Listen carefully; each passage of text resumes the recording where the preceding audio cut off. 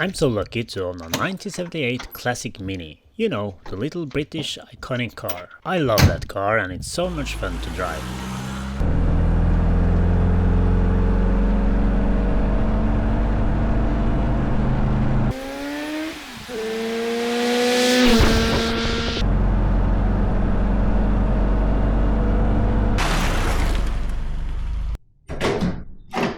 But I had a big problem when arriving back at the house.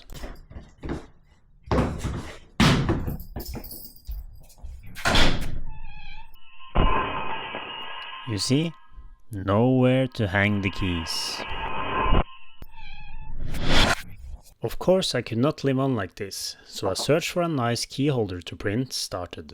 I found this awesome holder, but you know, I just can't hang my mini keys on a Toyota. However, this ignited some ideas in me, and a search for a mini model began. I found this perfect model and decided to remix it into a key holder. To make a long story short, I cut the Mini in half and hollowed the body. Then I made a floor with a battery box and hook mechanism, and on top of that I made some brand new wheels. After many 3D printing iterations and some soldering, I think the result came out just great. By printing it vertical, the finish also looks very good. Lights turn on when you remove the key, and it even got a light onto the driver's face. 2 AA batteries power the lights and may be replaced by opening the hood. In my opinion, you won't find a better place to hang your keys. And that's why I'm sharing all the files for you to build your own.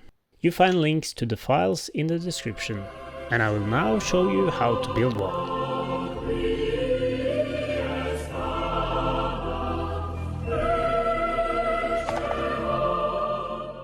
Before we start building, I want to show you the switch I use for the lights. This is called a reed switch, and it turns on when magnets come close by.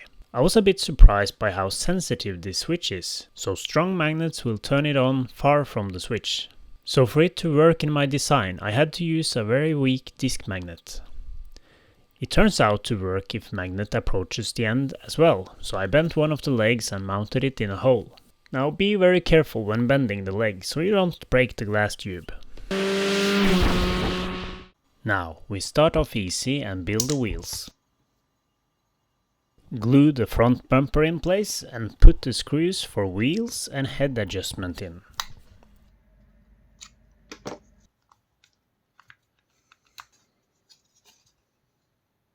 And mount the roof.